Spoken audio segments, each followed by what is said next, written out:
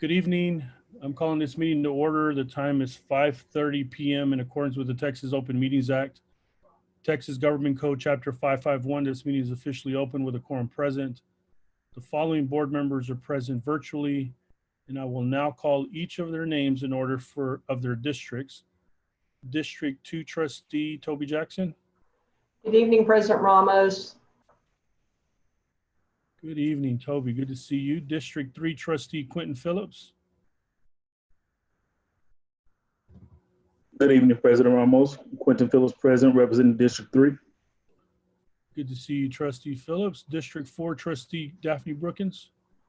Good evening, President Ramos. Daphne Brookins, representing District 4. Good evening. Good to see you as well. District 5 Trustee CJ Evans. Good evening, President Ramos. Good evening. District 6 Trustee Andor. Good evening, President Ramos. This is Andar, trustee representing District 6. All right, good evening. District 7 Trustee Norman Robbins. Good evening, President Ramos. This is Norman Robbins representing District 7. Good evening. Next, we have District 8 Trustee Anael Luevanos. Good evening, President Ramos, and this is Anael Luevanos representing District 8. Good evening. District 9 Trustee Ashley Paz will not be able to join us this evening. And I am District 1 Trustee Representative Jacinto Ramos Jr. On March 16th, 2020, Governor Abbott temporarily suspended certain open meetings requirements imposed by the Opens Meeting Act to slow the spread of COVID-19. This action permits meetings subject to the Open Meetings Act to be hosted by telephone or video conference. This meeting is being broadcasted live via Spectrum Charter Channel 192, the Fort Worth ISD Ed TV channel on YouTube by searching for YouTube FWISD EDTV and the link provided in the agenda. In accordance with those suspended rules, we certify the following. Notice of this meeting has been posted online for at least 72 hours. Although members of the board are not gathered in a central physical location, we do have a quorum in attendance at this meeting by video conference or telephone call. We are meeting by use of Zoom software application, which allows two-way communication for members of the public. As we would at any in-person meeting, members of the public who have followed the instructions on the meeting notice for registering to speak during the public comment portion will be unmuted for 3 minutes to speak. All other meeting procedures will adhere to board adopted procedures to the extent practicable. An audio recording of this meeting is being made and will be available to the public at a later date. We apologize in advance for any unforeseeable difficulties and ask for your patience as we navigate unprecedented times. If you have questions about these suspended laws, please call the Office of Attorney General at 888-672-6787 or by email at toma@oag.texas.gov. We will now move to our pledges. We'll be led by Clint Bond.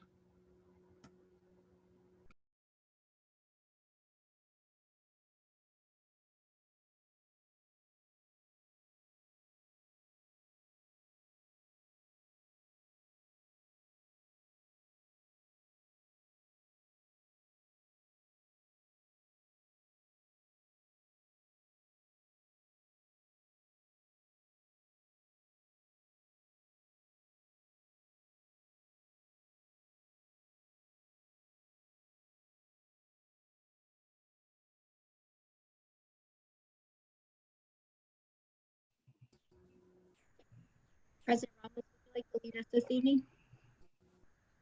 Sure, I will lead us. I pledge allegiance to the flag of the United States of America and to the republic for which it stands, one nation, under God, indivisible, with liberty and justice for all.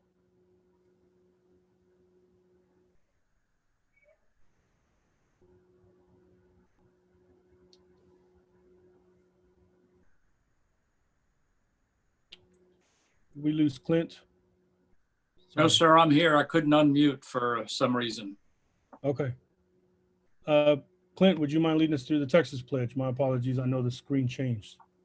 Yes, sir. I pledge allegiance to thee, Texas, one state, under God, indivisible. I'm sorry, let me try that again. Honor the Texas flag. I pledge allegiance to thee, Texas, one state, under God, one and indivisible. Thank you. Thank you, Mr. Bond. At this time, we will hear public comment. Let me remind you that because of the restrictions by the Texas Open Meetings Act, board members may not engage in a verbal exchange about a subject that has not been posted. We will listen and take notes, but the board is prohibited from responding to any inquiries made during a board meeting on any topic not posted on the agenda. However, the board may reply with 1, a statement of specific factual information given in response to the inquiry, 2, recitation of existing policy in response to the inquiry, or 3, direct a person to visit with staff about the issue. While the board listens to concerns of a general nature, speakers should refrain from mentioning names of individual employees or public officers during their comments. Any employee, parent, or other member of the public is asked to comply with the appropriate grievance policy to have a complaint heard pursuant to the applicable board policy. No presentation may exceed 3 minutes unless the speaker has prior approval for additional time because of the use of a translator. Speakers who require the assistance of a translator are permitted double the allotted time of speakers who do not require the assistance of a translator. Furthermore, a speaker may not relinquish his or her time to another speaker. I ask that you please observe these rules for the purpose of effectively accomplishing the business of the meeting in a timely manner. Because we are utilizing an online platform, all speakers will be announced to speak in the order they signed up. Mr. Clint Bond will announce the speaker's name, and at that time, his or her microphone will be unmuted for 3 minutes. Before making your comments, state your name and then proceed with your comment. At the end of 3 minutes, your microphone will be muted. Mr. Bond, will you please call the first speaker? Yes, sir. The first speaker is Courtney Kerr. Courtney Kerr, are you there and ready to speak? Are you able to hear me? Yes, we can. The floor is yours. Are y'all able to hear me? Yes, we can. Okay, wonderful, thank you. President Ramos, members of the board, and Dr. Scribner, my name is Courtney Kerr. I'm a member of the Tanglewood PTA, the McLean 6th and McLean Middle School executive boards, and a parent to a 4th grader, a 6th grader, and an 8th grader. First of all, thank you for your time. I had the opportunity to fill out the ISD survey, and we appreciate you giving us the opportunity to give our input. However, there was little space for comment, and so I was hoping I could share a bit of information from discussions I've had with teachers, my children, and different PTA meetings. Our overall hope is that unless precluded by state law, our kids will return to classes on campuses full-time in the fall. We would like the ISD consider options that would be great alternatives for families who don't have the option to return those campuses, but for those kids who can, to go ahead and get them back in school with their peers and with their teachers. If state law does prohibit the kids from returning to campuses, we would like to see some type of an overhaul to the current system of online learning. We have not seen it to be effective in our kids or the kids of other families through the PTA boards. The way that it is set up, the online learning is not providing the scaffolding or the pre-teaching that these teachers usually would use for a lot of these concepts. If a concept is not mastered, the children are just sent back to the beginning of the program to listen to the same presentation again and again and again. There's no change up to it to help them understand what they've missed or to pull back in a concept that's maybe keeping them from understanding what they're currently working on. And furthermore, we've seen, especially for our older children, that the pass-fail model has simply become a grade of being there. It has not really been representative of the work that they've put in. So it's essentially become a participation grade. Unfortunately, having older students, we've seen that more in them. They know what they can do to get by with a pass, and that's what we're seeing out of them, unfortunately. Overall, we really would like the chance for the teachers to start teaching the ISD curriculum again. They are the professionals. They know how to come in and support these students and help the students be successful in what they're doing. If we can find a way, if it comes down to having to go back to virtual learning, to get those teachers back into the kids' lives, teaching what those particular kids need in a way that only those teachers know it can be done. And finally, in regards to the school calendar, I really encourage that everyone stops and considers the quality of the education these kids are getting over the quantity. I don't think that just adding days to the calendar is necessarily going to change any of the experience that the kids are having. It's the quality of what's there and how we use the time that those kids are in class.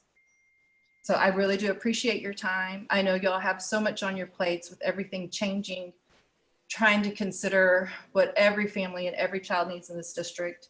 Ms. Kerr, your time has expired. Thank you. Our next speaker is Addison Kerr. Are you there and ready to speak, Addison Kerr? Yes, sir, I am. All right, we can hear you. Go ahead, please. Okay.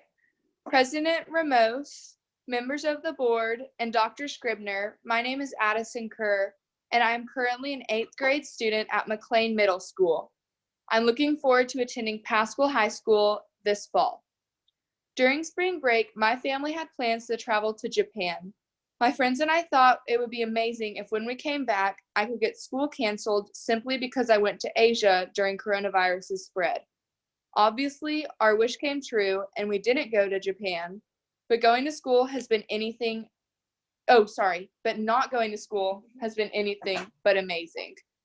If I could change one thing about learning at home, I would most definitely let the teachers assign our assignments. Before Fort Worth ISD instituted our teachers to assign Edgenuity for classwork, I know that all of my teachers have their own learning schedule planned out. Edgenuity has not been a useful alternative to learning in school. In fact, I feel like it has been an utter waste of my time because if I do not already know what the material is, it is very hard to learn because there's very little explanation behind it. Last year, I created a speech for my speech class focused on the importance of saving our summers because school years have started to cut into our summers. I never realized how big of a problem this would get until I realized that Fort Worth ISD was thinking about changing our regular school year into year-round school year for coronavirus. Thank you so much for taking the time out of your meeting to listen to me. Thank you. And thank you. Our final speaker is Haley Hartung. Are you there, Haley Hartung? Yes, can you hear me? Yes, I can. Go ahead and start, please. Good afternoon, President Ramos, members of the board, and Dr. Scribner. My name is Haley Hartung, and I am the Student Council President and National Juniors Honor Society President for McLean Middle School. I'm also an 8th grader who is excited to attend Pascal in the fall. Today, I would like to address my concerns about not going back to the traditional schedule in the fall. Going back to school, in my eyes, is essential. With Edgenuity, I know that it has not been sufficient during this pandemic. When all of this started, most of my teachers had started to make their own plans through different resources such as GoFormative and Google Classroom. Personally, I think that approach would have been much better because the teachers would have been able to teach us more Edgenuity has not done justice for me and many of my peers because it is easy to skip through courses and not do them at all. While I know this is a personal decision not to do your work, I know that in-person classes would benefit everybody. It is hard to learn the material in Edgenuity because they are more on showing and not teaching. This is why I believe it is imperative we go back to the traditional schedule in the fall, and although I am not concerned about my health while going back to school, I know that this is not everybody's beliefs. As a compromise, you could propose both options. One of regular school in the traditional schedule and another option as an internet campus for those who are more concerned for their health. As I know many of my peers feel the same as I do, school needs to resume in the fall for the traditional way. Thank you for taking your time out of your day to listen to my concerns and beliefs. And Mr. Ramos, that concludes our speakers for this evening. Thank you, Mr. Bond, and thank you to all of our speakers for sharing your thoughts this evening. We will move on to 4A. We will now hear a presentation about the bond issuance from 2017 bond program. Dr. Scribner, do you have any words you'd like to share with us before that? Yes, thank you, President Ramos, members of the board. Tonight we have two presentations, and we're going to kind of continue through both of them and then certainly begin a conversation with the board and the community on both. The first presentation addresses the bond issuance of bonds from our 2017 bond program. And then we will begin, we will continue the 2021 budget update. And with that, I'll turn it over to our new CFO, Mike Ball. Mike? Thank you, Dr. Scribner, President Ramos, and trustees. It's a privilege to speak to you tonight about proposed bond sale that is recommended tonight for the board's consideration. This bond sale is based on cash flow projections that are done by our owner's representative Presidio, as they project the cash that's needed to fund the voter-approved bond packages or bond projects. And so that's how we determine the amount that's being recommended tonight. And then the order that's on the agenda for the board's consideration delegates the authority to execute that transaction to either the superintendent or the chief financial officer based on parameters. And those parameters are consistent with previous board orders, bond orders that the board has approved in the past. And this proposed sale would result in no tax increase if it were to be approved by the board. And so if we could advance to the next two slides, I think I've already gone through that one. Yeah, so as I've said earlier, we've determined the amount to recommend to the board for the bond sale based on cash flow projections. And we're only recommending selling what's absolutely necessary in order to fund the construction projects that are out there. And we believe that this will provide cash flows for about the next year. And the amount that's being recommended tonight is $140 million in par amount of bonds. And so again, we're only recommending issuance of what's absolutely necessary. And then as said earlier, the bond order would delegate the authority to execute the transaction to either the superintendent or the chief financial officer. Those are called the pricing officers in the bond order. And this is consistent with previous bond orders that the board has approved, particularly the one in October, the most recent bond sale. And Section 3 of the bond order really spells out the parameters that surround the authority that's delegated. And that is it lists the maximum principal amount of $140 million, the maximum true interest cost at 4%, and then the maximum maturity consistent with Chapter 45 of the Texas Education Code. The history in Fort Worth ISD is that we've issued bonds with a 25-year maturity, and that certainly is within the guidelines of the Education Code.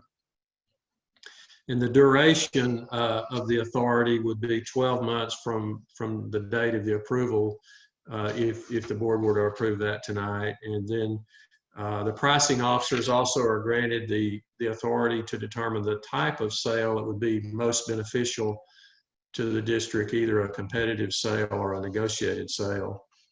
And these parameters really are recommended in order to give the district the maximum flexibility to take advantage of market conditions as they unfold. And we are somewhat in unprecedented times. The interest rates are really at historic lows at the present time. And there's a lot of unknowns in the market because of the pandemic that we're in globally. But we do believe that over the next couple of months, it will be an ideal time to try to execute this sale. So if we could go to the next slide, this just reiterates the fact that this proposed sale would result in no tax rate increase. In addition, the district has plenty of authority, the capacity for any future bond election that the board might deem to be necessary in the future. So the district's in a great spot from a tax rate standpoint. And I believe that concludes this presentation, and certainly be happy to try to address any questions the board might have, President Ramos. Thank you. Colleagues, since we are in a unique, well, we're not unique, we're in a different setup here where I don't have access to all the board members. I'll ask you to use the participants portion where you raise your hand if you have a question, and we see Trustee Toby Jackson has a little blue hand up. So Trustee Jackson, you're up first. Thank you, President Ramos.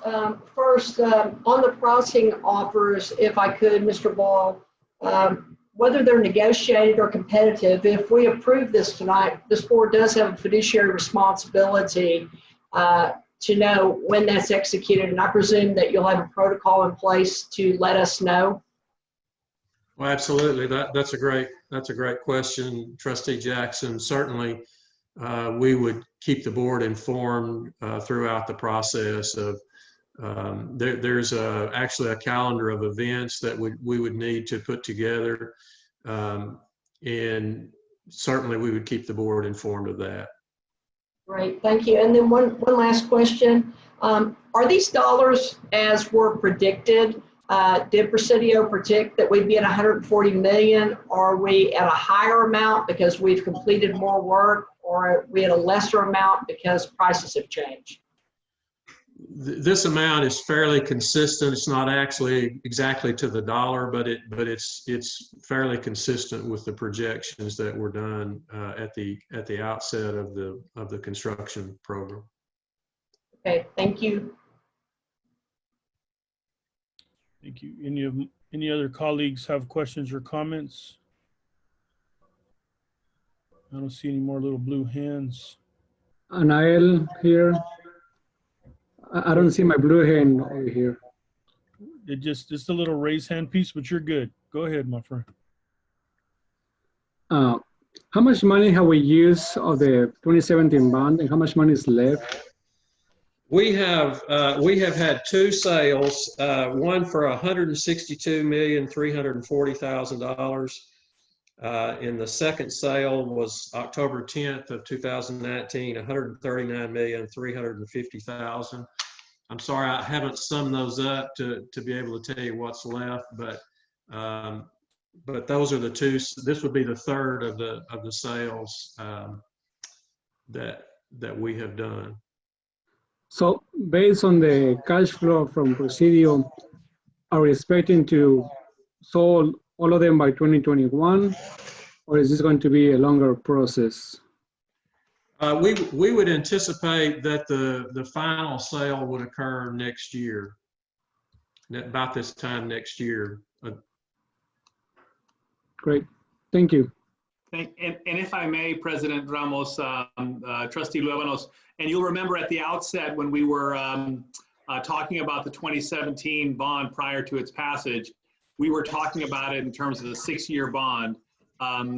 Presidio got off to a great start, and we were looking to shorten it. And then, of course, with COVID-19 and no students in schools over the last several months, they've really been able to accelerate their constructional program. So we're very hopeful that we'll be able to turn this 6-year bond into a 4-year bond.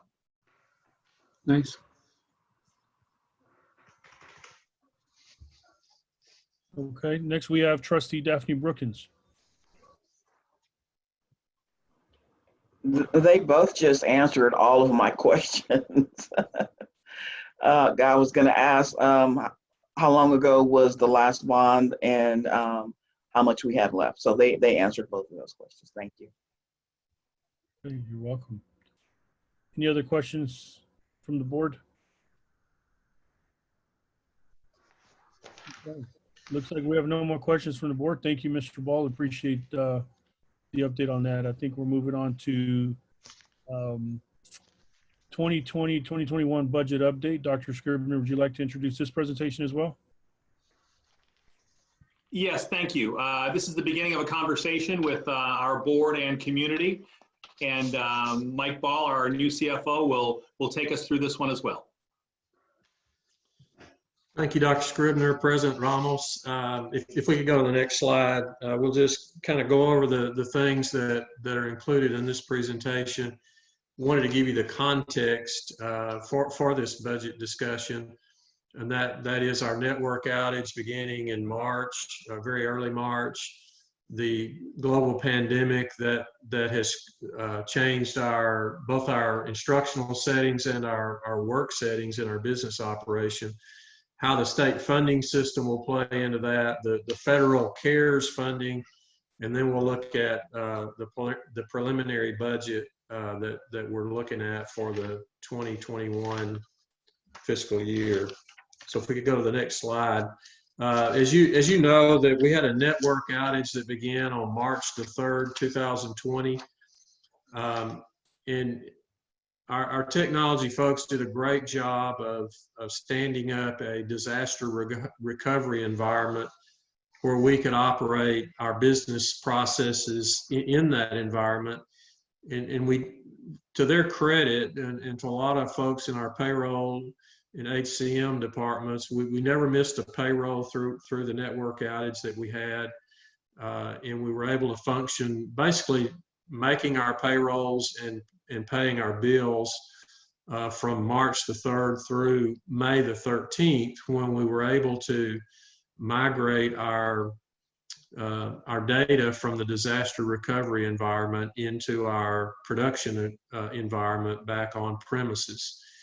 And at the same time that was going on, we had a global pandemic, the COVID-19 situation, which required our non-essential staff to not be in the office. And so our essential staff have been working really since the outset of the pandemic, and they really have done a great job of keeping all of our employees paid and our bills paid.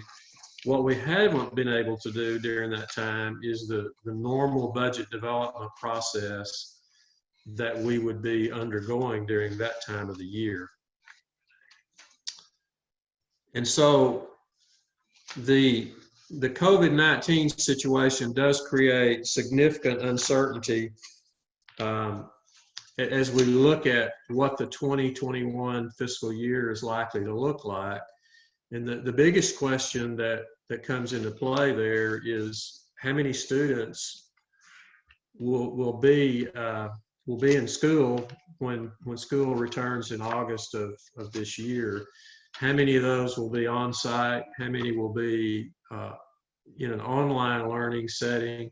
And how many will be in a hybrid learning environment? And the issue that presents for the budget situation is the current state funding system is not structured to support online learning or even a hybrid situation. The system is currently based on students in attendance in a classroom setting.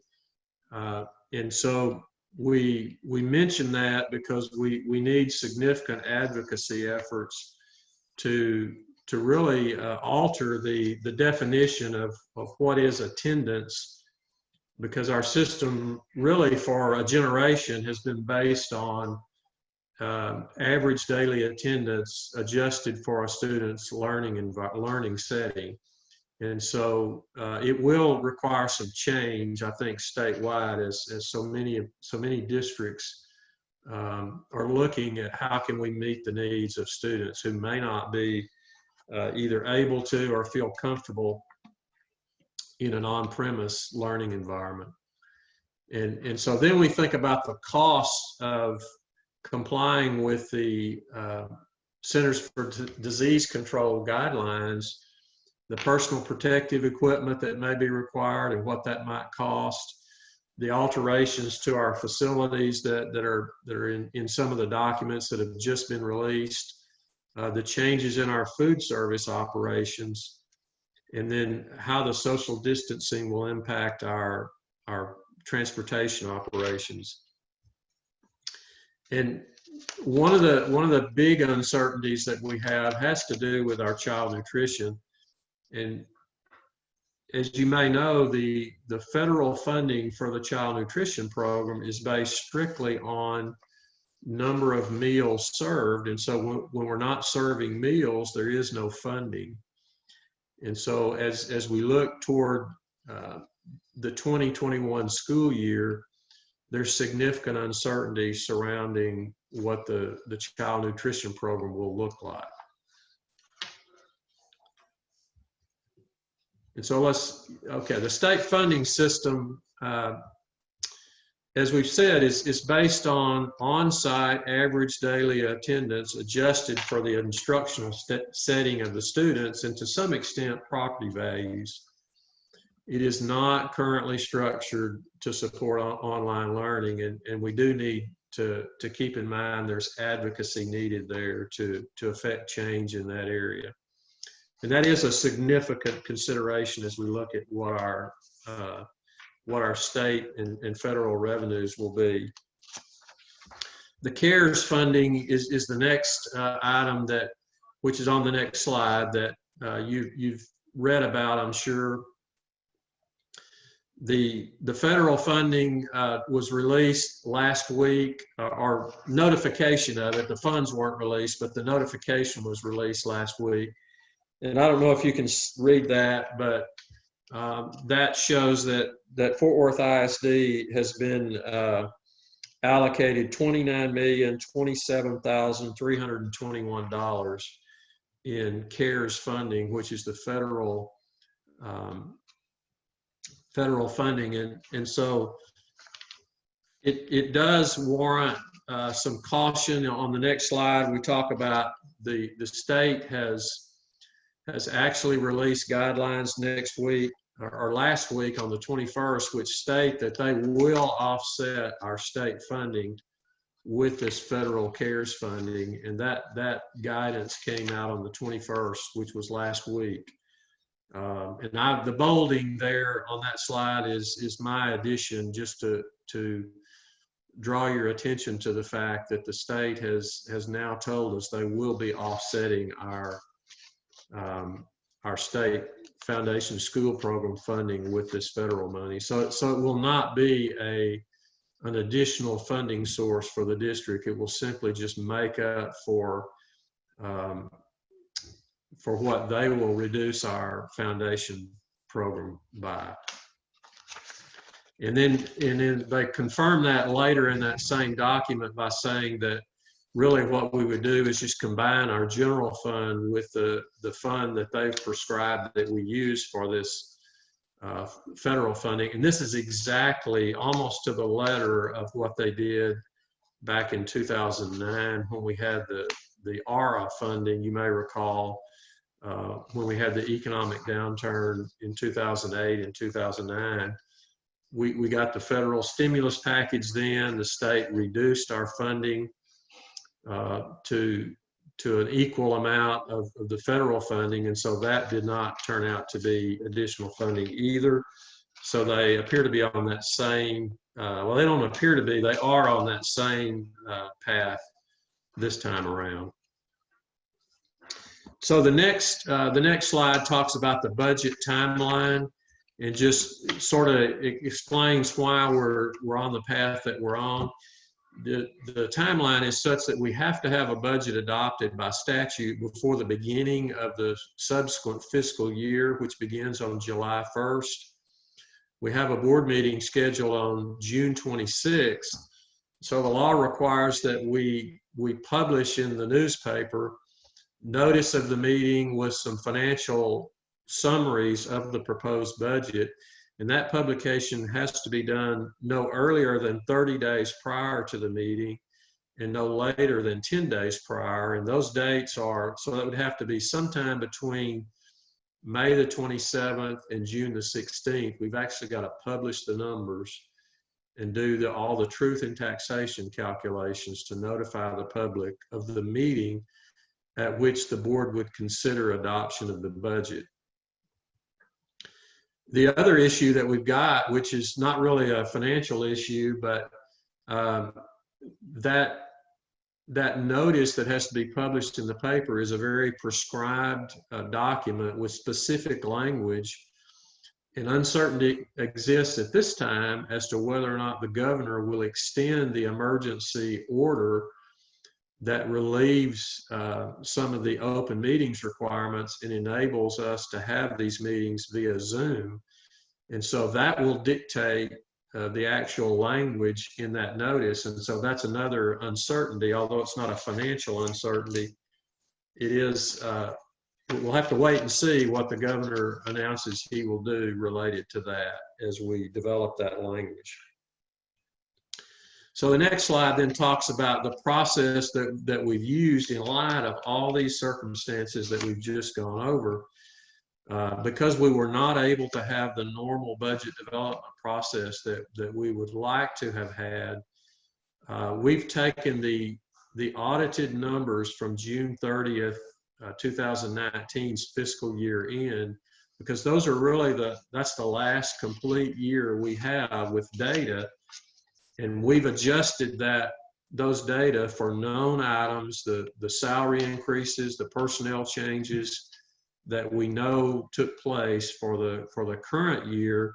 And then we've added a provision for a 2% salary increase if the board so desires for the 2021 budget. And we've also adjusted the revenues the best we knew how based on the guidance that's been released by the TEA for how they will calculate funding based on this CARES offset that we just went over and the other changes that we know about. So that's really how we've come up with the numbers that you will see then on the next slide.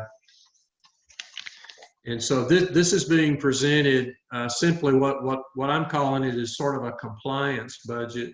We need to have a budget in place by the beginning of the fiscal year just so that we can legally continue to operate and expend funds on behalf of the operations of the district. The budget is our authority to spend money. It's also the governor, if you will, for our spending. And so because it's the authority to spend, we need this compliance budget.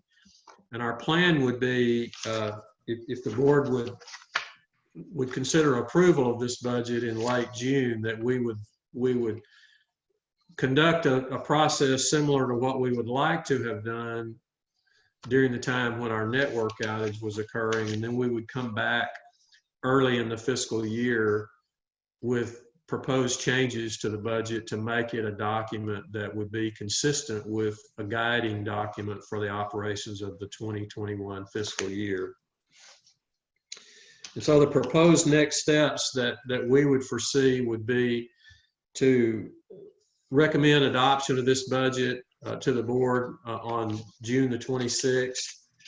We would need to publish those documents or the summary in accordance with state laws as we just outlined, and then we, as I just mentioned, we're committed to coming back with some amendments to this budget to make it a working document that would really outline the board's priorities for resource allocation for the 2021 fiscal year.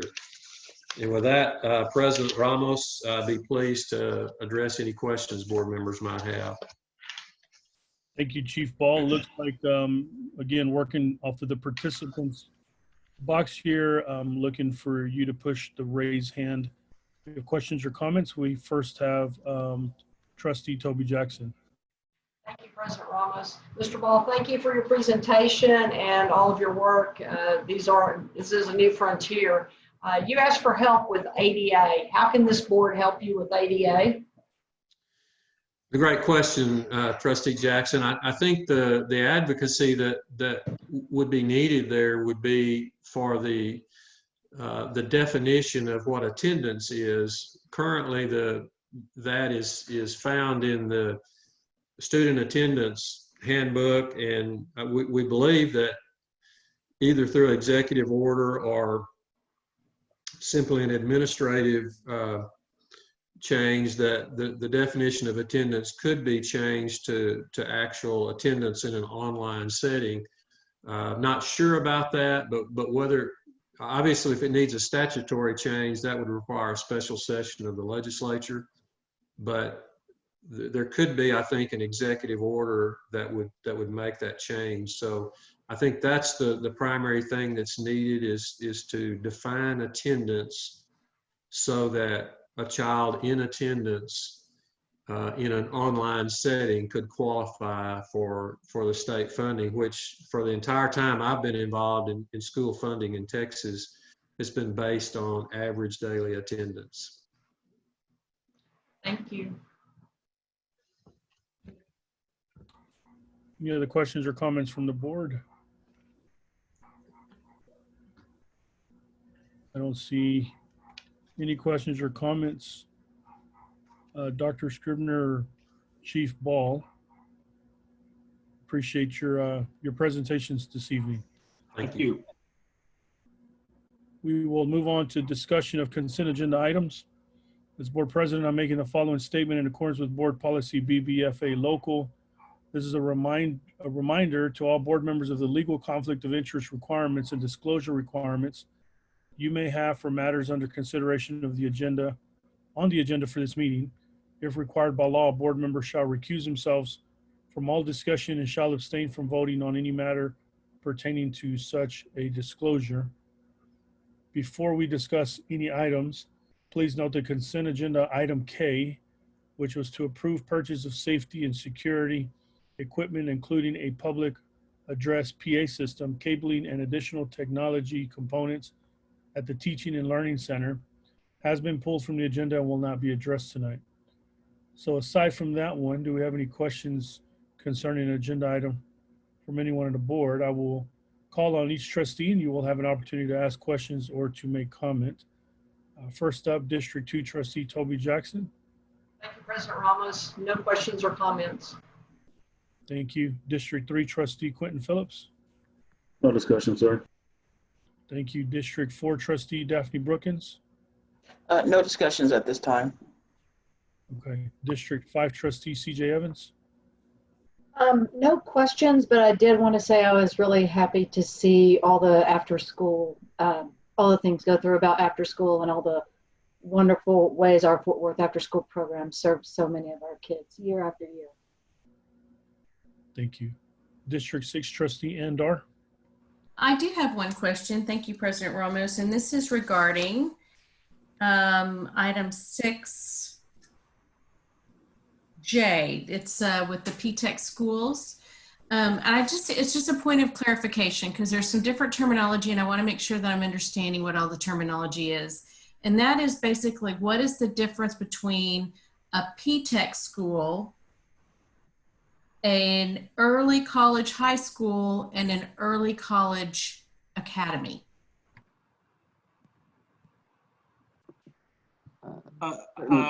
President Ramos, Jerry Moore can address that. Jerry? Thank you so much, Dr. Scribner. Trustee Dar, great question. Let's start with a PTEC program. A PTEC program is in fact an early college program, but an early college program that we partner with an industry leader. Some of the examples that we're looking at right now for our energy management program would be our excuse me, I lost my name, but our Texas Electric group that is working here in the North Texas area. Encore. Thank you, Encore. Appreciate that. We're also looking at for our teaching academy that we're working with. Actually, Fort Worth ISD will be our partner there in the work that we're doing. And so PTEC is specifically an early college that we partner with someone that is actually in the business industry that gives back to the students through internships, externships, and providing a real work world experience. Early college high schools, as you know it right now, TCC South, also up at Marine Creek, are schools where they're standalone campuses where a lot of times we partner on the actual the college campus, but we work with one of the in this instance TCC. The academies that we're talking about, early college academies, are those that we're embedding into the high schools. Those that would still be running dual credit programming, early college programming, still working with a collegiate partner, but we're actually not separating those students on a completely different campus. We would embed those into a comprehensive high school where we would have dedicated space where students could stay at their home campus and still receive the early college experience. Would those students at an academy also end up with an associate's degree at the end of that process, or is they would? Yes, ma'am. All programs do lead to an associate's degree. Anything that we're doing with the early college or P-TECH have that option for all students that are enrolled that stay in the program for the 4 years that they're in school. All right, well, that's good news. One last question is that I know that we're putting these, especially the P-TECH is a new, and the Academy at Southwest High School is new. That's new programming. Will the addition of these programs affect the attendance, the availability of, or the funding for the programs of choice that are already on those campuses? No, not necessarily. One is not contingent upon the other. These are just increased offerings that we're adding to our campuses. This is a series of research and work that we've done with our principals, with our students and our community, and responding to the need. I think you all know that our goal is to have a collegiate program at each of our comprehensive high schools, knowing that all of them will not look the same. Some may be a P-TECH, some may be an early college high school or academy. Some may be both in certain instances, and others of our comprehensive high schools that already have a collegiate program like our capstone program, we wouldn't necessarily change that offering. So it won't exactly look the same, but there will be a collegiate program at every school. Okay, thank you. I appreciate those answers. District 7 Trustee Norman Robbins, any questions or comments? No questions or comments, President Ramos. Thank you. Thank you. District 8 Trustee Anael Luevanos. No questions or comments, President Ramos. Okay, and I am District 1 Trustee Jacinto Ramos Jr., and I don't have any questions or comments.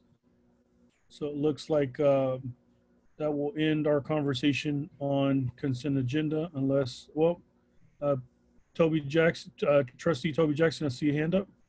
Thank you, President Ramos. The discussion prompted a question. Do we have a living, breathing document, Mr. Moore, that shows P-TECH and as it progresses with more partnerships?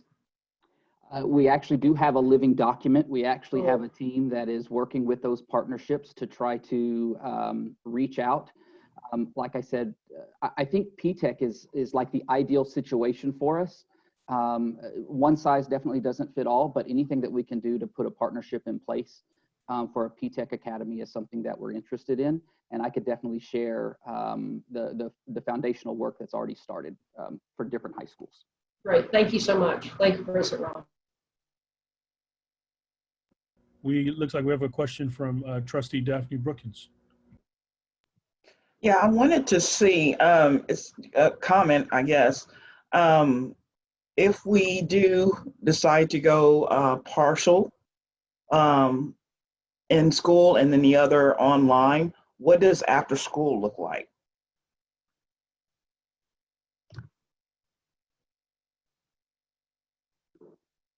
Dr. Scribner, are you good with me taking that one? Okay. Please, Okay. please. Yeah, sorry, I apologize. So I don't think we have the answer to that question quite yet. We do have our Fort Worth after school partners that we are continuing to work with. I think we're looking for guidance on the number of students that can be in a certain space and what the adult to student ratio would look like. I think the assumption that we're going off of right now in our planning, at least, is that we want to see all of our program come back to the extent possible. So we will continue to work through what that would look like, but moving forward with all of our sites, with all of our after school programs, and working with our partners to come back, just looking for the guidance on how many students we can have at one space, knowing that after school may need to be spread out in multiple classrooms, and we may need to have more adults to work with our students.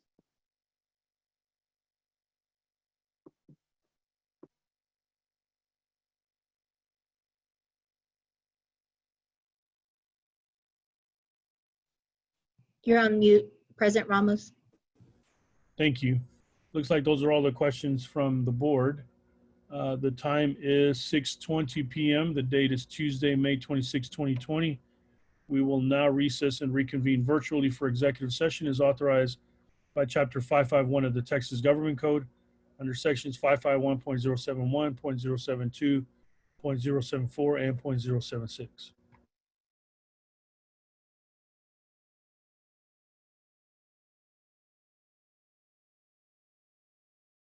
In accordance with the open meetings law, the board opened the meeting at 5:30 p.m. in a private video conference with a quorum present, recessed and reconvened open session virtually, adjourned regular session, convened executive session, and then adjourned executive session is now reconvened open session at 7:38 p.m. in the public virtual video conference with a quorum present. The trustees who are present virtually are District 2 Trustee Toby Jackson, you with us? Yes, sir. All right. District 3 Trustee Quentin Phillips. Present. Thank you. District 4 Trustee Daphne Brookins. Present. Thank you. District 5 Trustee CJ Evans. Present. 6 Trustee Andar. Present. District 7 Trustee Norman Robbins. Present. District 8 Trustee Ana Luebanos. Present. District 9 Trustee Ashley Paz is not able to join us this evening. And I am District 1 Trustee Jacinto Ramos Jr. and I am present. I do want to make a note. Earlier this evening, we had some audio problems that precluded our audience from hearing the meeting in its entirety until we got to consent agenda discussion. We're going to immediately post a recorded first half of the meeting tonight following its conclusion. It will be found on the district YouTube station and on the district website. The entire meeting then will be posted tomorrow morning for your viewing pleasure. We will move on to number 10, accepting consent agenda items. Do I have a motion to accept consent agenda items? And I will be looking at the participants box for raising of the hand for who will be making a motion to accept consent agenda. So we have a motion by Trustee Andar. Looks like we have a second by Trustee Toby Jackson. Do we have any discussion on consent agenda? Trustee Brookins, did that discussion or was that an attempt at a second? That was an attempt at a second. Okay. Thank you. It looks like no discussion, so we'll call each trustee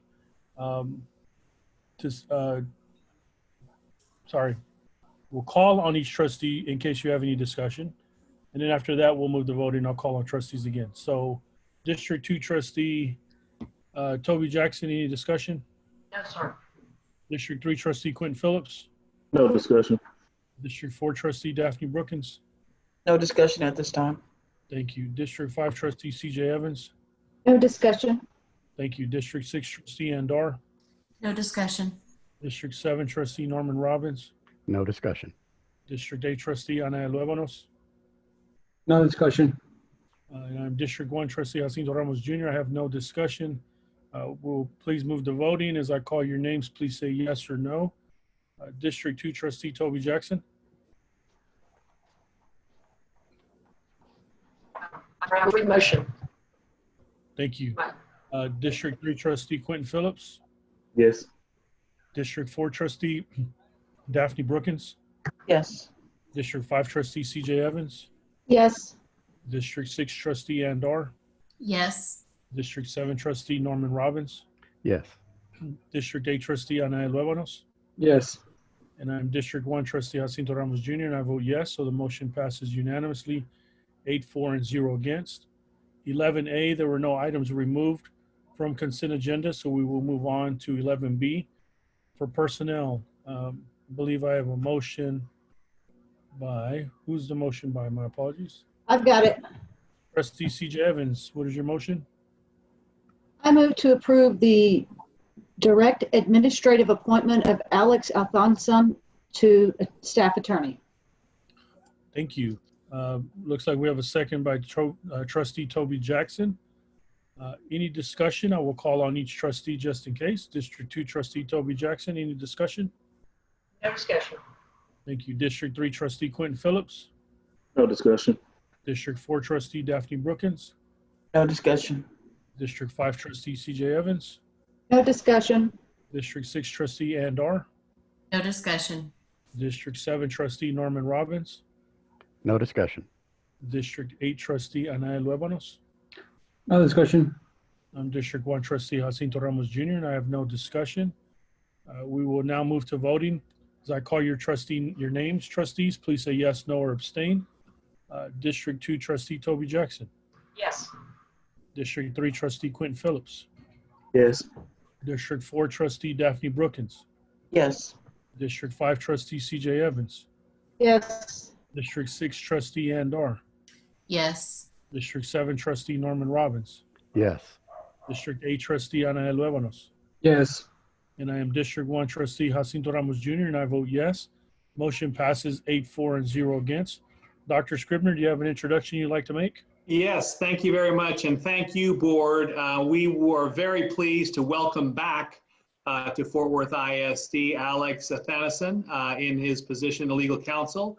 And in just a moment, we'll allow him the opportunity to reintroduce himself. I'll turn it over to Cynthia at this time. Thank you, Dr. Scribner. Thank you, President Ramos and the board. We appreciate the approval to have Alex Athanason join us again. Alex is a Baylor grad from law school, and as far as undergrad, he's a University of Florida graduate. We won't hold that against him.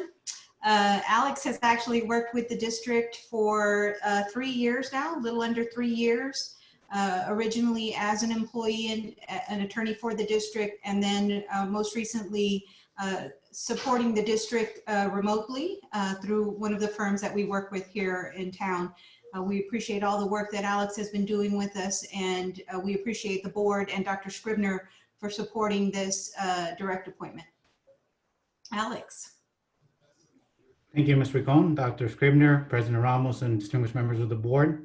It has been an honor to serve Fort Worth ISD for the last 3 years. Most importantly, it's been an honor to work with all the wonderful people that make up our district. I will strive to continue to serve the district in meeting our mission of preparing our students for success, college, and career community leadership. Thank you.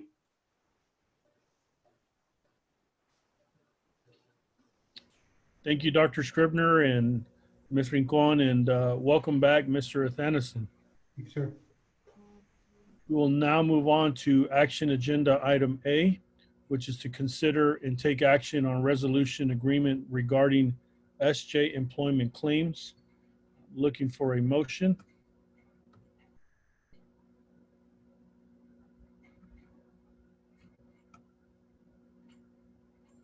We have a motion by trustee Toby Jackson. Do I have a second? Second. So we have a second by trustee CJ Evans. Any discussion? I'm going to call on each trustee. If you have any discussion, District 2 trustee Toby Jackson. No discussion. District 3 trustee Quentin Phillips. No discussion. District 4 trustee Daphne Brookins. No discussion. District 5 trustee CJ Evans. No discussion. District 6 trustee Ann Dar. No discussion. District 7 trustee Norman Robbins. No discussion. District 8 trustee Ana Luebanos. No discussion. And I'm District 1 trustee Jacinto Ramos Jr. and I have no discussion to add. Well, please move to vote. As I call your name, trustees, please say yes, no, or abstain. District 2 trustee Toby Jackson. Yes. District 3 trustee Quentin Phillips. Yes. District 4 trustee Daphne Brookins. Yes. District 5 trustee CJ Evans. Yes. District 6 trustee Ann Dar. Yes. District 7 trustee Norman Robbins. Yes. District 8 trustee Ana Luebanos. Yes. And I am District 1 trustee Jacinto Ramos Jr. The motion passes 8-4 and 0 against. Moving on to 12B, discussion and action to approve second reading revisions to board policies CKC local, CKE local, DFFA local, and EHBB local. I have a motion by trustee Toby Jackson. Do I have a second? I have a second by trustee Anaya Luebanos. Move on to discussion. We'll call on each trustee in case we have any discussion or questions. District 2 trustee Toby Jackson.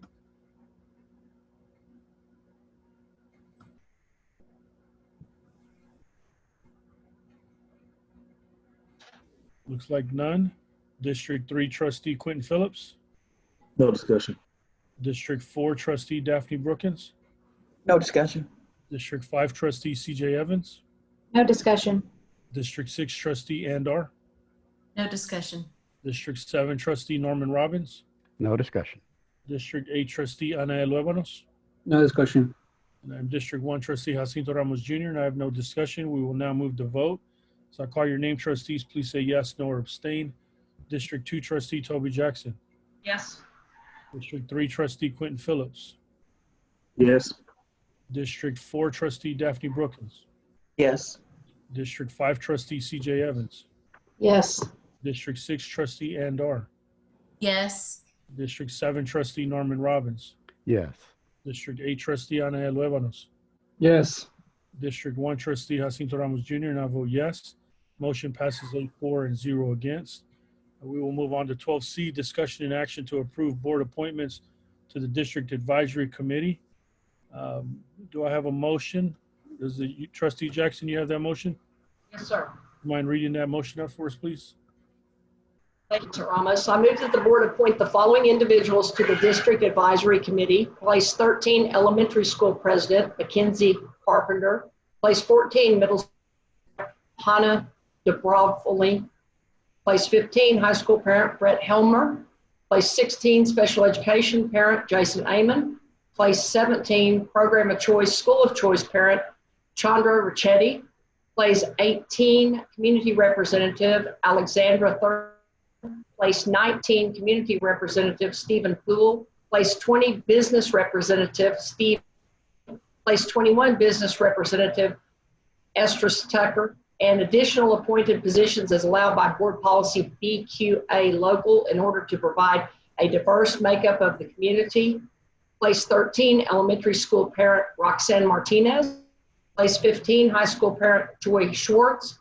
Place 17, program of choice, school of choice parent, Jennifer Ledbetter. And that will be a total of 12 individuals. Thank you. Thank you, trustee Jackson, for reading that motion. Do we have a second on that motion? We have a second by trustee Daphne Brookins. We will now move to discussion. We'll call on each trustee for any discussion. District 2 trustee Toby Jackson. No discussion. District 3 trustee Quentin Phillips. No discussion. District 4 trustee Daphne Brookins. No discussion. District 5 trustee CJ Evans. No discussion. District 6 trustee Andar.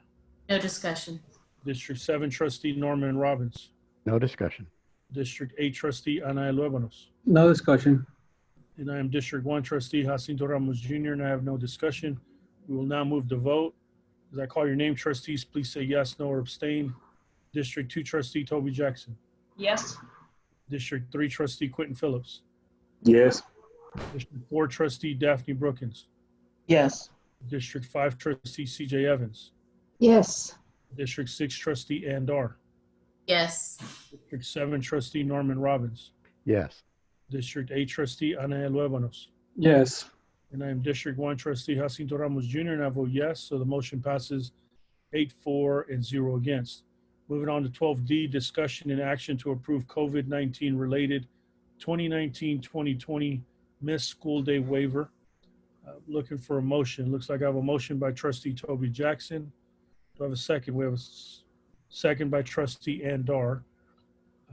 Now we'll move on to discussion. I will call on each trustee, see if you have any discussion. District 2, trustee Toby Jackson. No discussion. District 3, trustee Quentin Phillips. No discussion. District 4, trustee Daphne Brookins. No discussion. District 5, trustee CJ Evans. No discussion. District 6, trustee Andar.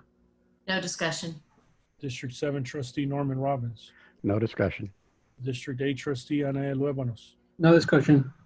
And I'm District 1 trustee Jacinto Ramos Jr. and I have no discussion. We'll move to vote and I'll call as I call your names. Trustees, please say yes, no, or abstain. District 2 trustee Toby Jackson. Yes. Thank you. District 3 trustee Quentin Phillips. Yes. District 4 trustee Daphne Brookins. Yes. District 5 trustee CJ Evans. Yes. District 6 trustee Andar. Yes. District 7 trustee Norman Robbins. Yes. District 8 trustee Ana Luevanos. Yes. And I'm District 1 trustee Jacinto Ramos Jr. And I vote yes, so the motion passes 8-4 and 0 against. Moving on to 12E, discussion and action to approve order authorizing the issuance of Fort Worth Independent School District unlimited tax school building bonds, levying a continuing direct annual ad valorem tax for the payment of such bonds and resolving other matters incident and related to the issuance, sale, payment, and delivery of such bonds, including establishing procedures and delegating matters to authorize district officials. Looks like I have a motion by trustee Toby Jackson and a second by Norman Robbins. We want a discussion. District 2 trustee Toby Jackson, any discussion? No, sir. District 3 trustee Quentin Phillips. No discussion. District 4 trustee Daphne Brookins. No discussion. District 5 trustee CJ Evans. No discussion. District 6 trustee Andar. No discussion. District 7 trustee Norman Robbins. No discussion. District 8 trustee Ana Luevanos. No discussion. And District 1 trustee Jacinto Ramos Jr. I have no discussion. We will now move to vote. As I call your name, please say yes, no, or abstain. District 2 trustee Toby Jackson. Yes. District 3 trustee Quentin Phillips. Yes. District 4 trustee Daphne Brookins. Yes. District 5 trustee CJ Evans. Yes. District 6 trustee Andar. Yes. District 7 trustee Norman Robbins. Yes. District 8 trustee Ana Luevanos. Yes. And I am Jacinto Ramos Jr. and I vote yes. The motion passes 8-4 and 0 against. Moving on to 12F, discussion and action to approve purchase and sell agreement for the sale of 3000 Shot Street and 3008 Shot Street, Fort Worth, Texas 76107, excluding mineral rights. Looks like I have a motion by trustee Toby Jackson. Do I have a second? I have a second by trustee Andar. Looking for discussion. District 2 trustee Toby Jackson, any discussion? No, sir. District 3 trustee Quentin Phillips, any discussion? No discussion. District 4 trustee Daphne Brookins. No discussion. District 5 trustee CJ Evans. No discussion. District 6 trustee Andar. No discussion. District 7 trustee Norman Robbins. No discussion. District 8 trustee Ana Luevanos. No discussion. And I am District 1 trustee Jacinto Ramos Jr. and I have no discussion. We will now move to vote. So I call your name, trustees, please say yes, no, or abstain. District 2 trustee Toby Jackson. Yes. District 3 trustee Quentin Phillips. Yes. District 4 trustee Daphne Brookins. Yes. District 5 trustee CJ Evans. Yes. District 6 trustee Andar. Yes. District 7 trustee Norman Robbins. No. District 8 trustee Ana Luevanos. Yes. And I am District 1 trustee Jacinto Ramos Jr. The motion passes 7-4 and 1 against. Moving on to 12G, discussion and action to approve purchase and sell agreement of the sale of 100 North University Drive, Fort Worth, Texas, 76107, excluding mineral rights. Do I have a motion? I have a motion by trustee Toby Jackson. Do I have a second?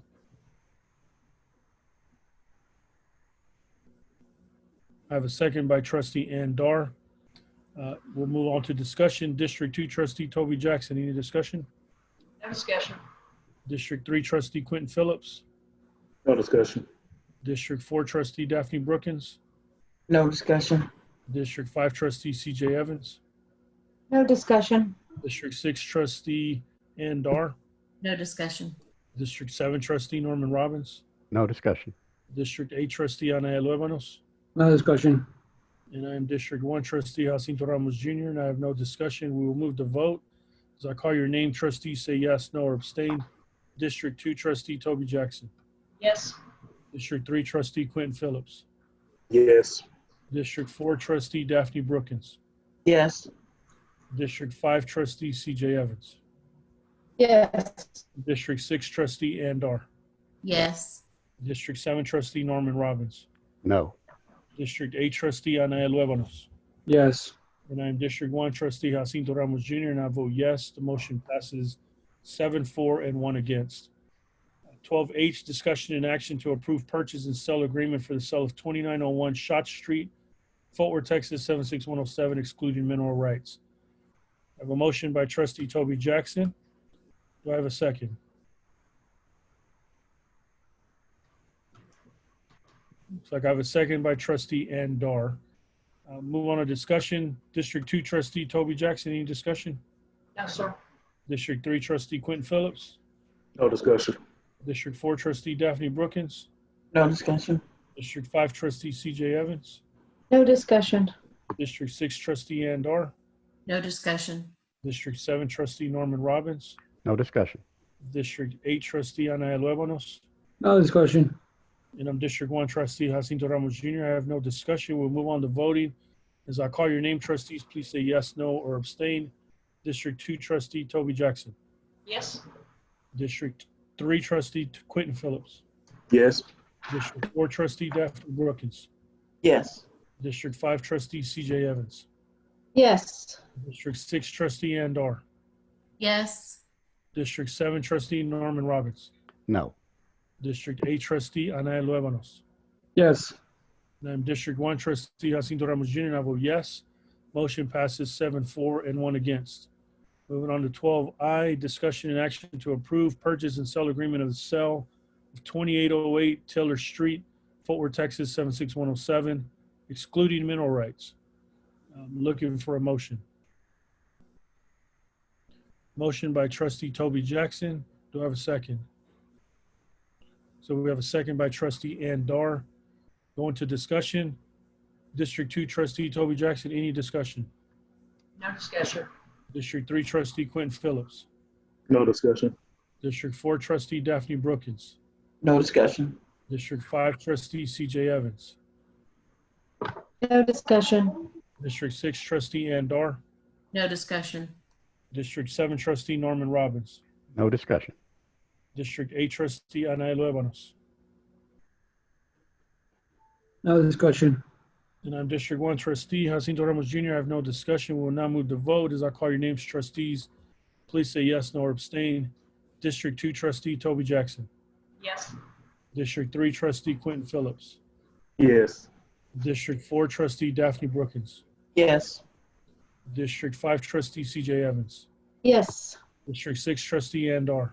Yes. District 7 trustee Norman Robbins. No.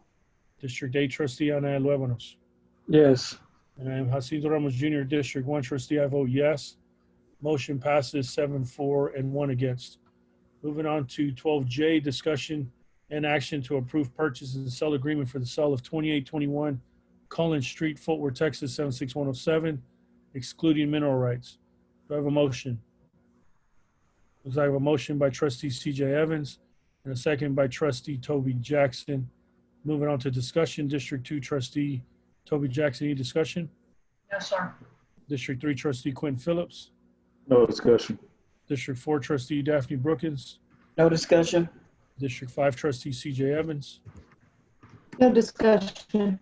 District 6 trustee Andar. No discussion. District 7 trustee Norman Robbins. No discussion. District 8 trustee Ana Luevanos. No discussion. And I'm District 1 trustee Jacinto Ramos Jr. I have no discussion. We'll move to voting. As I call your names, trustees, please say yes, no, or abstain. District 2 trustee Toby Jackson. Yes. District 3 trustee Quentin Phillips. Yes. District 4 trustee Daphne Brookins. Yes. District 5 trustee CJ Evans. Yes. 6 trustee Andar. Yes. District 7 trustee Norman Robbins. No. District 8 trustee Ana Luevanos. Yes. And I'm District 1 trustee Jacinto Ramos Jr. I vote yes. The motion passes 7-4 and 1 against. 12K, discussion and action to approve purchase and sell agreement for the sale of 2801 Cullen Street and 2809 Cullen Street, Fort Worth, Texas, 76107, excluding mineral rights. Do I have a motion? Looks like I have a motion by trustee CJ Evans. Do we have a second? We have a second by trustee Toby Jackson. Moving on to discussion. District 2 trustee Toby Jackson, any discussion?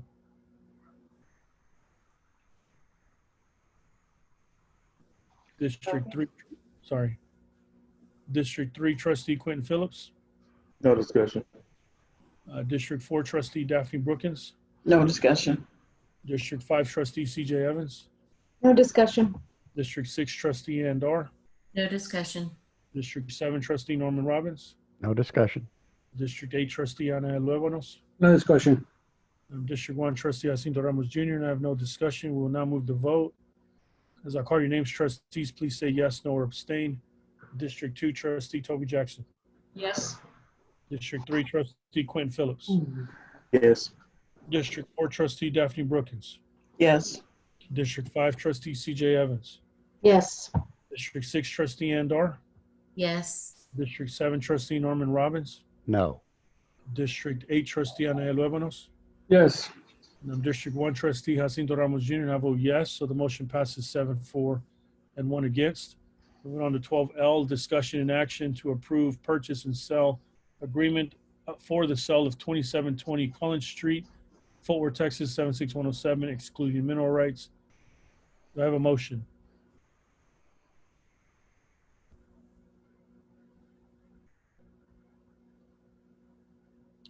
So I have a motion by trustee Andar and a second by trustee Toby Jackson. We'll move on to discussion. District 2 trustee Toby Jackson, any discussion? No discussion. District 3 trustee Quentin Phillips. No discussion. District 4 trustee Daphne Brookins. No discussion. District 5 trustee CJ Evans. No discussion. District 6 trustee Andar.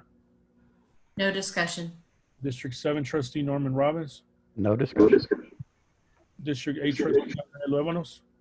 No discussion. Jacinto Ramos Jr., District 1 trustee. I have no discussion. We'll now move to voting. As I call your name, trustees, please say yes, no, or abstain. District 2 trustee Toby Jackson. Yes. District 3 trustee Quentin Phillips. Yes.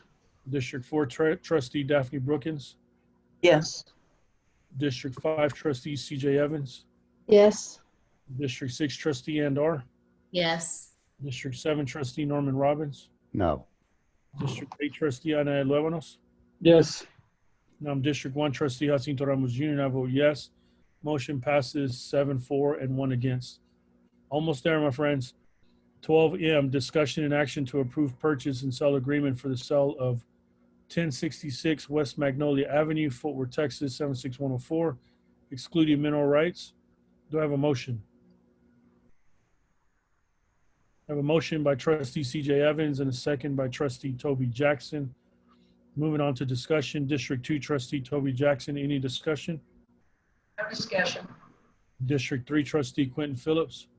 No discussion. District 4 trustee Daphne Brookins. No discussion. District 5 trustee CJ Evans. No discussion. District 6 trustee Andar. No discussion. District 7 trustee Norman Robbins. No discussion. District 8 trustee Ana Luevanos. No discussion. District 1 trustee Jacinto Ramos Jr. And I have no discussion. We will now move to voting. As I call your names, trustees, please say yes, no, or abstain. District 2 trustee Toby Jackson. Yes. District 3 trustee Quentin Phillips. Yes. District 4 trustee Daphne Brookins. Yes. District 5 trustee CJ Evans. Yes. District 6 trustee Andar. Yes. District 7 trustee Norman Robbins. No. District 8 trustee Ana Luevanos. Yes. And I'm District 1 trustee Jacinto Ramos Jr. And I vote yes. The motion passes 7-4 and 1 against. 12N is discussion and action to elect second vice president and secretary of a board. Do I have a motion? And what is that motion?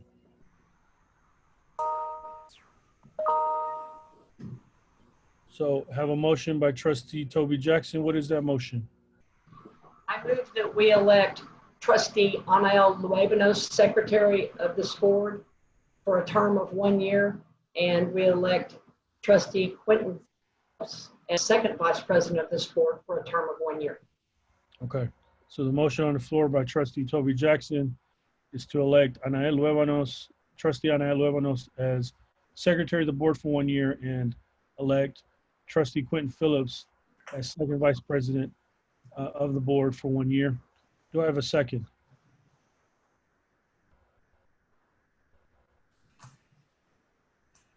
I second that. We have a second by trustee Andar. We will move on to discussion. District 2 trustee Toby Jackson, any discussion? No discussion. Thank you.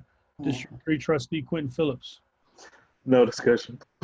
District 4 trustee District 4 trustee Daphne Brookins.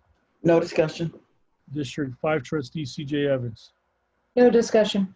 District 6 trustee Andar. No discussion. District 7 trustee Norman Robbins. No discussion. District 8 trustee Ana Eluevanos. No discussion. And I am District 1 trustee Jacinto Ramos Jr. and I have no discussion. Please move to voting as I call your name. Trustees, please say yes or no. District 2 trustee Toby Jackson. Yes. District 3 trustee Quentin Phillips. Yes. District 4 trustee Daphne Brookins. Yes. District 5 trustee CJ Evans. Yes. District 6 trustee Andar. Yes. District 7 trustee Norman Robbins. Yes. District 8 trustee Ana Eluevanos. Yes. I am District 1 trustee Jacinto Ramos Jr. and I vote yes, so the motion passes unanimously, 8-0. 13th item, comments by the board members or superintendent on current district activities and announcements. Looking for comments, I'll call on each person on this list and see if you have any final closing comments for our board meeting tonight. District 2 trustee Toby Jackson. I do have one comment, President Ramos. I wanted to see if Dr. Scribner or one of the team members could give clarification on feeding of the students at the schools and how long that will continue, so we could just get the message out there. Yes, absolutely. Thank you, President Jackson. We will continue feeding through our summer program at the 18 sites. We can put that additional information again up on our website and provide it to you to share in your communities. But Fort Worth ISD is committed to continue our food program, delivering meals to 18 sites for our parents and our families. Thank you so much, Dr. Scribner. Thank you for that. District 3 trustee Quentin Phillips, any comments or announcements from you?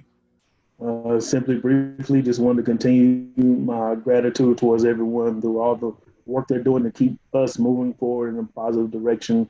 Just really proud of everyone's work and very grateful for you all. Thank you. District 4 trustee Daphne Brookins. Yes, I wanted to have Dr. Scribner clarify how and just to let all of our constituents and our communities know how important this is. Trustee Brookins, I'm sorry, it broke up a little bit. Could you please repeat that? If you would let everybody know how much longer the survey is going to be going out, and just to let everybody know how important it is to fill out that survey. Thank you very much for that opportunity. We put out a community survey to inform us on the best steps moving forward through this coronavirus pandemic. That survey went out a week ago yesterday, so Monday of last week. It will remain open through Friday of this week. We will be analyzing that data and coming to the board and then sharing with the community our conclusions based on those data early June. So probably by the end of next week, we'll have something out. June 1st is Monday of next week, and a few days after that, we will have had sufficient time to analyze it, use our professional judgment, and make the best recommendation moving forward. Of course, with all things, those will remain tentative as we monitor and adjust based on state law and county and health guidelines. Okay, thank you for that. District 5 trustee CJ Evans. No comments. Okay, District 6 trustee Andar. I'm gonna have, thank you, President Ramos. I have a question and a comment. The first is the question just for Dr. Scribner and his leadership team regarding we had to make an abrupt switch to remote and online learning. And I know that the best place for students is in the classroom. And I know that you believe that strongly as well, as does this leadership team. And that is certainly where we want the majority, if not all, of our students to be, but we also want to make sure that it's safe. If for any reason remote learning is necessary, what is Fort Worth ISD doing to plan for professional development for teachers to better understand and know how to provide remote or online or virtual education or some kind of a hybrid? Because I'm an educator and that's nothing that I learned when I was in school. So I'm wondering what the district is doing to help support that process. Thank you for that question, Trustee Dar, and you're absolutely right. It was an abrupt shift, and all of our teachers, even our 20 and 30-year teachers, became first-year teachers again in this new online environment. I'll turn this question over to Chief Academic Officer Jerry Moore so he can share with you our plans for this summer for professional development for teachers. Thank you, Dr. Scribner, Trustee Dar. Appreciate the question very much. When we made this quick shift to online learning, I don't think we had envisioned that we were going to be here as long as we are this current year. But I think the reality is setting in that virtual learning, or at least a hybrid of some kind, is going to be part of our future. As you know, last year we instituted flex days for professional learning for our teachers, and basically we were attempting to encourage our teachers to engage in professional learning in the summertime so that they could actually implement their learning during the school year. We kind of left that open-ended for teachers to select what may be of interest. This year is a little unique as we have new instructional programs coming in, an instructional framework, a focus on literacy academies. So what we've done as a part of the 30 hours that teachers will be doing for their flex time is having 18 of those hours identified as this is the learning that is essential for teachers in specific content areas or teachers that teach within a program. Kind of narrow the focus and be more supportive to our teachers. A big part of those 18 hours that we will be working with our teachers this summer, actually all of that will be in a foundation of what are effective online or blended learning practices. So regardless of what content or what program our teachers teach in, all of their professional learning, whether it be what we're saying from a district perspective is this is what all teachers need to be ready for next year, or if it's something that a teacher selects, all of our staff will be delivering their professional learning from the foundation of how do we implement a new learning model, a new literacy program, a new learning, whatever your content area is, through this blended learning environment. We know that learning can't just be sit and get. It can't just be let us talk to the teachers. It's going to be experiential. It's going to be application based. It's going to be asking teachers to create lessons that are easy to record so that they can post for students so that students can receive those lessons, whether that be in the classroom in person or through a virtual environment, because we're actually planning and expect that we're going to have some of both as we move forward next year. So we're going to use what's already in place, the professional learning that we're already asking our teachers to engage in, and embed best practices that we're learning from other school districts, from national organizations, and from research that our own team is doing. So all professional learning this summer is definitely supporting being more effective in the online environment. Thank you. I appreciate that response. My shout out, I would like to give a shout out to the students because they showed up. And this remote learning is not just hard for teachers, it is hard for students. Some students, this was a great way for them to thrive, and other students figured out that they do much better when they're in a classroom with face-to-face instruction. And not only did the teachers and the staff have to make an abrupt 180 or have to do an abrupt 180, but so did the students. And so I applaud the students who showed up, who put forth effort, who turned in their work, because not only were the teachers in situations where they were having to care for families while they did their job, but so were a lot of the students. They were taking care of younger siblings, or they were doing work for their family, or they were trying to help in any way that they can. So hooray, 3 cheers for the students. You guys showed up, you finished the school year, and I know you're glad that it is almost over.